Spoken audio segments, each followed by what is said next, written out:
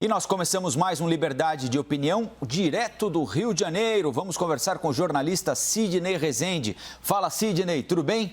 Tudo bem, bom dia, Colombo, senhoras e senhores também. Tempo nublado por aqui, está um Rio de Janeiro com a cara um pouco diferente. A chuva parou por aí, Colombo? Por aqui parou e eu consigo ver pela janela do nosso estúdio aqui na Avenida Paulista que tem inclusive um solzinho fraco batendo aqui na Paulista agora. Não sei se a gente tem aquela câmera da Paulista para mostrar para o Sidney Rezende. O Sidney, que é sempre muito abordado na Avenida Paulista quando vem aqui a sede da CNN em São Paulo. Olha aí, tá vendo, Sidney? Tem um solzinho bom batendo aqui agora, hein? É verdade, é verdade. Eu estou surpreso. Achei que estivesse até chovendo, né? Estou surpreso. Um pouco magoado com você, com a Elisa também, né? Porque eu vou conversar sobre elegância. O Igor Gadelha citou meu nome, achei que você fosse dar uma moral para o nosso quadro aqui. Você passou batido, se incluiu, inclusive, na lista também. Ela optou pelo NACA, o Igor também se sentiu assim, um repórter entrou, o Cássio também. Todo mundo, não, uma espécie assim de muita vaidade e tal. Ficar um pouquinho magoado, mas deixa para lá. É que eu tenho, infelizmente, um compromisso, antes de mais nada, com a verdade, não é, Sidney? E nesta semana aqui, enquanto foi feita a nossa pesquisa interna, digamos que a sua combinação de gravata com lenço não foi tão bem vista quanto no passado, entendeu? E aí você acabou perdendo alguns pontos e caiu para a Série B da nossa pesquisa. Mas você sabe por quê, né? Porque o Márcio Gomes trouxe um outro padrão, aumentou o sarrafo também, e ali tem o padrão internacional, né? Eu compreendo. Mas olhe bem, só para fechar mesmo essa brincadeira aqui, você realmente tem compromisso com a verdade, mas o nosso quadro é liberdade de opinião, viu? Exatamente. Então, eu exerci a minha antes, agora é a sua hora. Não, você, de fato, é o mais elegante nosso aqui. Ah, tá bom, então. Bom, vamos lá, então, para os nossos assuntos do dia. Vai, Sidney. O presidente Jair Bolsonaro recuou em relação às declarações de que revelaria os nomes dos países que atuam como importadores ilegais de madeira do Brasil. Ele fez aquela tradicional live das quintas-feiras à noite e, durante a transmissão, afirmou que, na verdade, o que o governo tem são os nomes das empresas que comprariam os produtos brasileiros de forma ilegal. Nós separamos um trecho. Nós temos aqui os nomes das empresas que importam isso e que país ela pertence. A gente não vai acusar o país A, B ou C de estar cometendo um crime. Mas empresas desses países, sim. Isso já tem em processo. Isso vai ser avolumado, entendeu? Ao ponto tal que se tornará não atrativo a importação de madeira ilegal. Porque países outros nos criticam, e em algumas oportunidades até com razão, mas em outras não. E quando nós conseguimos chegar a bom termo essa questão, vai diminuir drasticamente o desmatamento no Brasil. É o que nós queremos. Sidney, essa declaração do presidente Bolsonaro que nós acabamos de mostrar é diferente do discurso na cúpula dos BRICS nesta semana, quando ele disse o seguinte, abre aspas, revelaremos nos próximos dias os nomes dos países que importam essa madeira ilegal nossa através da imensidão que é a região amazônica, fecha aspas. Sidney, por que é que o presidente mudou de discurso em tão pouco tempo? Vamos pegar do início para o dia de hoje. Você se recorda, Colombo, porque você e eu estávamos no ar, você tinha me feito uma pergunta, depois você pediu licença e disse, olha, breaking news, vamos acompanhar aqui ao vivo o discurso do presidente no BRICS. Está lembrado disso? Sim. Quando você retornou, você me fez uma pergunta justamente sobre aquela fala que agora nós estamos destacando. O que eu disse naquele momento, né? Eu disse muito claramente, quem compra deve ser punido, mas também quem vende. Portanto, eu lembrava que o presidente estava trazendo para dentro, né, um problema, porque ele teria também que apresentar que tipo de investigação, de fiscalização, o que tinha sido feito de maneira concreta para punir também quem está vendendo. Não sei se você se recorda disso, mas foi exatamente o que aconteceu. Foi um primeiro momento nosso na CNN, foi esse. Então, só para recuperar aquela fala. Esse é um primeiro problema. Por quê? Ao se puxar a linha do novelo, se descobriu que o IBAMA facilitou para deixar os madeireiros, né, venderem com mais facilidade as madeiras para o exterior, deixou de fiscalizar, deixando a legislação um pouco mais frouxa, mais tranquila. Então, deixou aí uma brecha. O próprio governo, portanto, foi responsável. Ponto. Esse é um problema.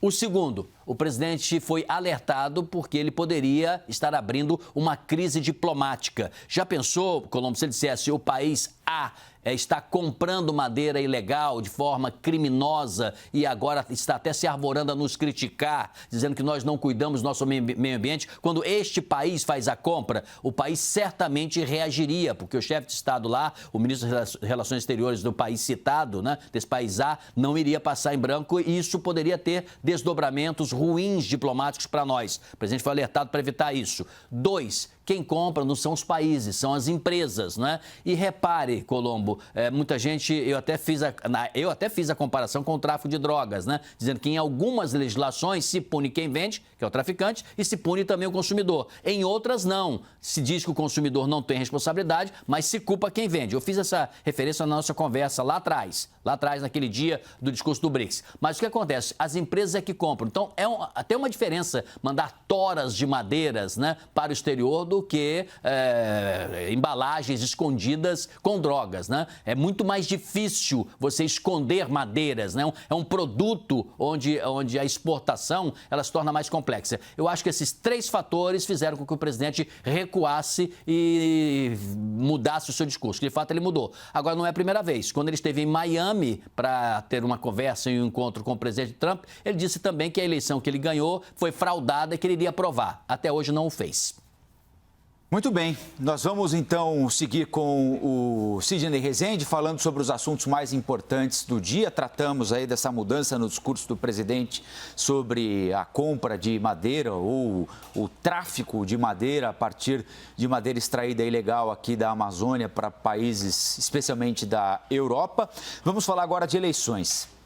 O Tribunal Superior Eleitoral criou uma comissão de segurança para investigar ataques de hackers sofridos pela Corte no primeiro turno das eleições municipais no último domingo. E o colegiado será presidido pelo ministro Alexandre de Moraes, que aparece em destaque agora na nossa imagem.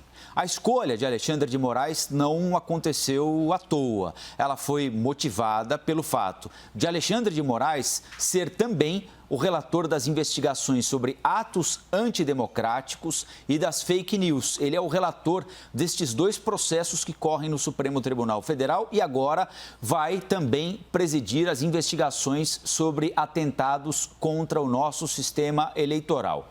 Por quê? Tudo concentrado com Alexandre de Moraes. O objetivo é usar o que o ministro já tem de informações, já tem de dados e cruzar essas informações e esses dados dessas investigações para tentar descobrir se há alguma espécie de relação entre todos esses casos, entre o inquérito das fake news, entre o inquérito das manifestações antidemocráticas e este atentado contra o sistema eleitoral brasileiro.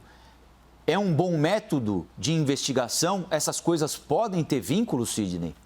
É um passo à frente, mas olha, não é meu estilo colocar veneno em nada e tratar as coisas de maneira mais objetiva. Não é a primeira vez que o Tribunal Superior Eleitoral se preocupa com esse assunto. Gente, isso vem já de há algum tempo. Vou pegar aqui, assim, de novo lá, né? Voltando na raiz. Em 2017, estamos em 2020. 2017, o Tribunal Superior Eleitoral, à época, ele era presidido pela Rosa Weber. Ele criou o Conselho Consultivo sobre Internet e Eleições, com a mesma preocupação de hoje. O intuito da época, fui lá buscar o documento, é desenvolver pesquisas e estudos no cenário de preparação das eleições de outubro de 2018 e evitar que ocorresse qualquer tipo de distorção ou utilização de informações inadequadas ou criminosas, que hoje a gente traduz isso aí pela palavrinha fake news, né? Informação falsa ou grupos que tentam interferir na boa tranquilidade do pleito. Isso em 2017. E de lá para cá foram feitos vários outros encontros, seminários,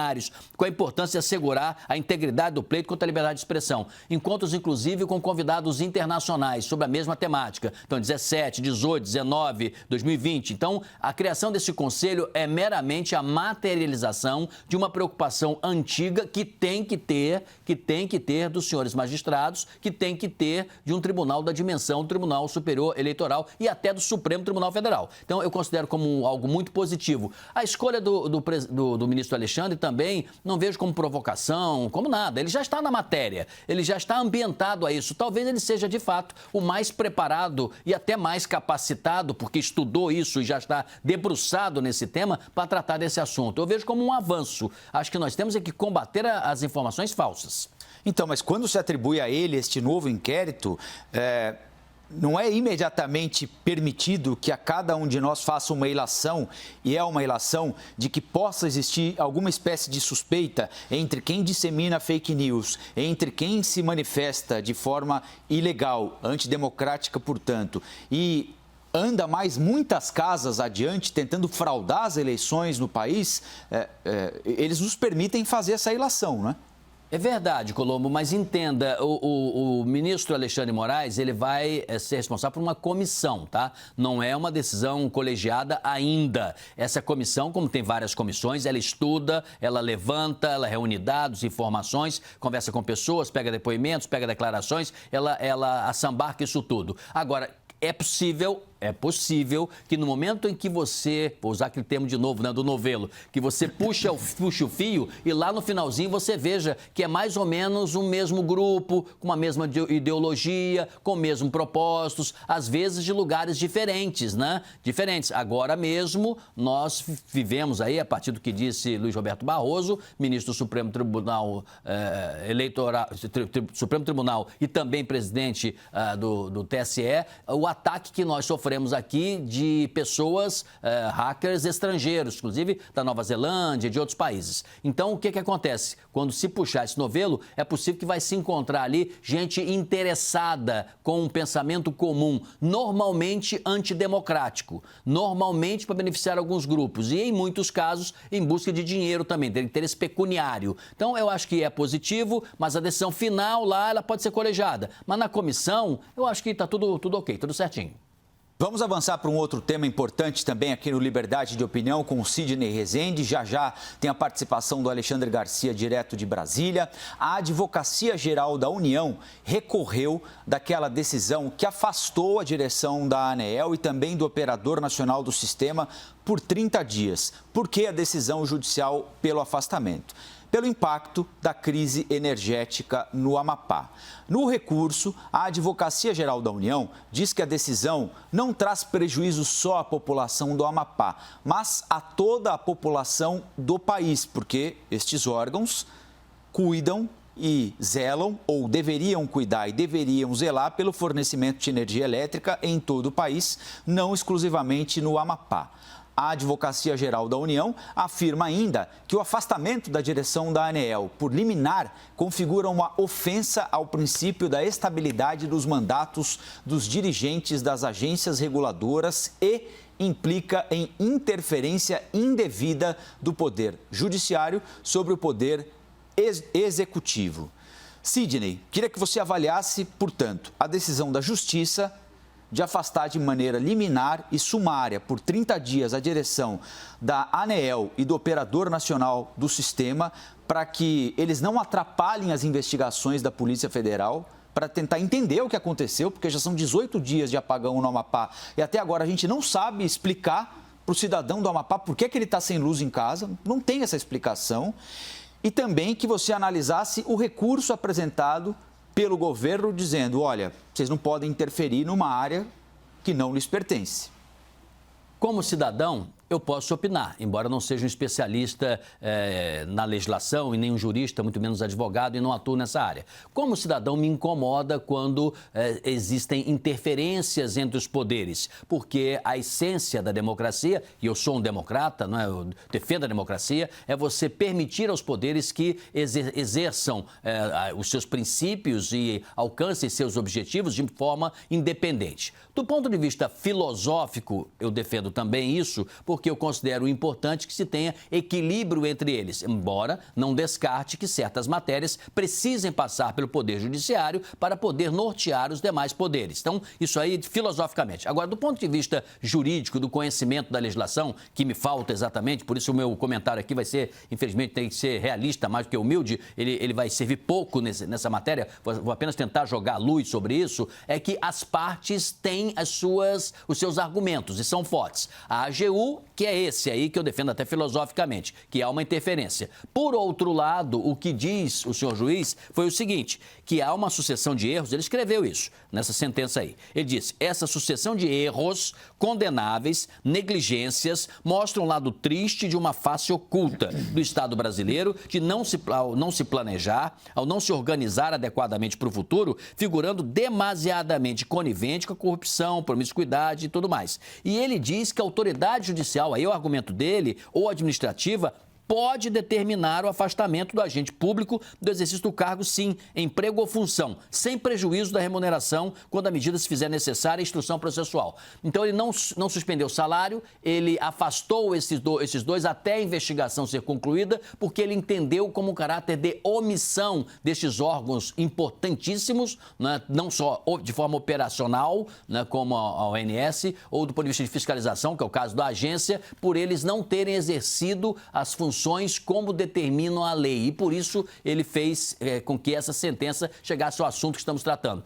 Então, eu espero que não tenha sido muito complicado para o senhor e a senhora entender. Por isso que eu estou aqui, não quero ser um juiz, está certo o lado A ou está certo o lado B. Acho que ambos têm argumentos. Que é preciso ser feito alguma coisa, sim. Eu defendi que o ministro fosse até lá. O ministro foi para Amapá, foi para Macapá e olha que as coisas andaram positivamente com a presença dele. Eu defendi que o presidente Bolsonaro fosse também ao local, porque a presença no sistema presidencialista do presidente da República ajuda a solucionar um problema dessa dimensão. Agora, se há um problema técnico de transformadores que foram construídos de maneira totalmente correta, um ao lado do outro, se a empresa privada tinha responsabilidades a cumprir e não cumpriu, e ela deverá ser punida mais adiante quando se concluir, e até agora não se restabeleceu completamente o abastecimento de energia, algo precisa ser feito de forma objetiva. E aí estamos tratando, tentar acelerar a solução do problema. Essa do judiciário aí, da AGU, com recurso, vai demorar um pouquinho ainda. Vai passar para outras instâncias. Colombo.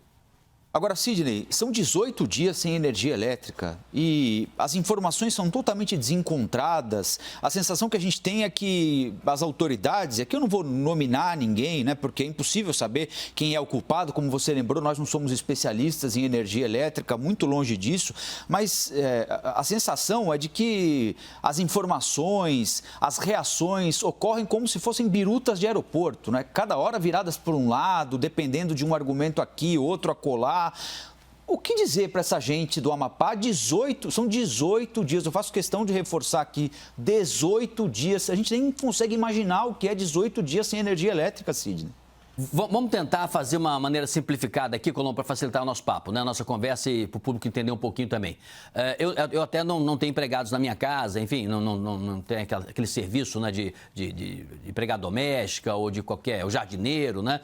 Esses profissionais importantíssimos que algumas pessoas contratam para facilitar o serviço doméstico. Lá em casa não tem. Mas imagine se você decide, Colombo, terceirizar um desses serviços, né? E você contrata alguém e você certamente vai orientar a pessoa como você quer que funcione, né? Se for fazer a sua refeição, a que horas vai ser servida, que tipo de comida, você vai dizer que vai abastecer, verificar se a cozinha está adequada para aquele profissional exercer a função e vai remunerar esse profissional. Então, a tendência é, se você não estiver gostando do serviço ou porque ele não está sendo cumprido de maneira satisfatória, você vai conversar, vai orientar novamente, você vai fazer esse processo de acompanhamento até, de certa forma, de fiscalização para que ele possa ser exercido. Estou dizendo assim, bem no serviço doméstico para ficar mais claro a nossa compreensão. O que aconteceu? Quando se privatizou ali o sistema de distribuição, aparentemente, aí entra a ANEEL e entram outros organismos de fiscalização também, eles não fizeram as cobranças devidas para que o serviço fosse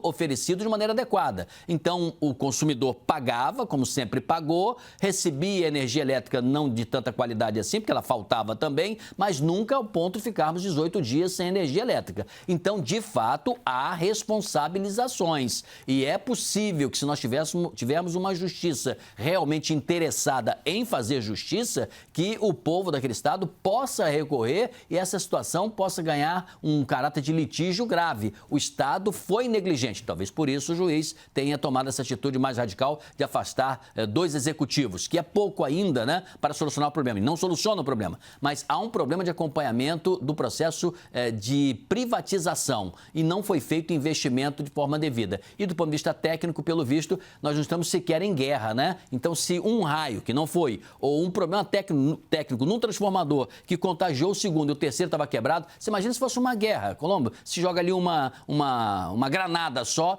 acabaria com a energia elétrica do nosso sistema de defesa. Até, sob o ponto de vista de defesa, é um fracasso. Pelo visto, uma pedra seria suficiente, né? Bom, o Pix começou a funcionar no começo da semana e, segundo o Banco Central, foram realizadas mais de 5 milhões de transações que já movimentaram, atenção, hein? 4 bilhões e 600 milhões de reais. Ontem, o ministro da Economia, Paulo Guedes, afirmou, também numa transmissão pela internet, que quer voltar a falar sobre a criação daquele imposto sobre transações digitais, mas depois da eleição. Guedes disse que esse plano para o tributo inclui a taxação do envio de dinheiro por meio do Pix, com alíquotas que poderiam ser de 0,10% ou 0,15%. Sidney, está todo mundo comemorando que agora pode transferir dinheiro de um para o outro, fazer pagamento sem pagar DOC, TED, R$10 por movimentação. A adesão foi maciça dos brasileiros, uma movimentação recorde em poucos dias. E lá vem o ministro falar imposto, hein? Olha só, Colombo, não é bem assim. O Pix realmente merece o aplauso pela rapidez, pela velocidade, você não precisa preencher todos os dados, mas os bancos vão passar a cobrar acima de 31 depósitos que forem utilizados o Pix mais adiante. De graça, agora. Essa é a primeira observação. A segunda, vir o ministro propor um imposto em cima, daí sim, vai ao encontro do seu sentimento. Poxa vida, o Pix, quando estava se afeiçoando a ele, estávamos entendendo, né, como ele é positivo, o ministro querer taxar, ele quer taxar o consumidor. Eu tive cuidado de conversar sobre esse assunto com a Thaís Herédia, que é minha parceira, minha colega da apresentação do programa de rádio, que daqui a pouquinho, quem por acaso quiser nos assistir no YouTube, né, é o CNN Rádio, ou quem quiser assistir via as frequências e ondas de rádio da Transamérica em todo o Brasil, ela que entende muito de economia, ela disse, olha, seja, na OCDE, na Europa, criou um grupo de trabalho para se estudar como que se vai relacionar com esse sistema todo de compra e venda, né, via digital. Só que lá não se pensa e não se aceita, não se admite, não se cogita cobrar do consumidor, que é o que o Paulo Guedes quer fazer aqui no Brasil. Lá eles estão preocupados em criar um sistema para que seja cobrado das empresas, porque as empresas de tecnologia e que se utilizam desse sistema operacional moderno, elas acabam ganhando muito dinheiro e investem até em paraísos fiscais também. Olha, estamos falando de países capitalistas europeus, né? Então, de fato, essa ideia, mais uma vez, de uma CPMF digital, de um imposto novo, de uma taxação em cima do consumidor, é uma tremenda bola fora do ministro Paulo Guedes. Certamente não vai demorar e daqui a pouquinho vai vir aí o presidente Bolsonaro e vai desautorizar publicamente Paulo Guedes. Não vai dar certo isso, é uma bola fora mesmo e o ministro vai pagar caro politicamente por propor mais uma vez uma forma de tunga no bolso do consumidor. Foi ótimo mais uma vez, hein, Sidney? Aproveite bastante o final de semana aí. Se der tempo, procure umas novas gravatas, tente reformar seu acervo de lenços, para a gente ver se te consegue colocar de novo ali entre os top 5 dos mais elegantes da emissora. Vou me esforçar. Eu aproveito, Colombo, muito rapidamente, falando sério agora, mandar um grande abraço nesse Dia da Consciência Negra para todos os brasileiros, né, que são contra o racismo, que entendem como é importante, como é bonito o nosso país ser como ele é, com essa variedade, com essa pluralidade, né? É tão bacana a gente trabalhar pela paz social, todos juntos, né? Para construir um país melhor. Não cabe realmente violência, racismo, atitudes como essa. O dia de hoje é só para a gente ter uma consciência, né? De como é fundamental e importante construirmos um país diferente daqui para frente. Mesmo que nós não temos conseguido daqui para trás, né? Mas que daqui para frente a gente vá nessa linha. Então, brasileiros, contra o racismo, vamos aproveitar o Dia da Consciência Negra e pensar sobre isso. Tá certo? Fica a mensagem, Colombo. É isso aí. Valeu, Sidney. Até a próxima, hein? Até logo.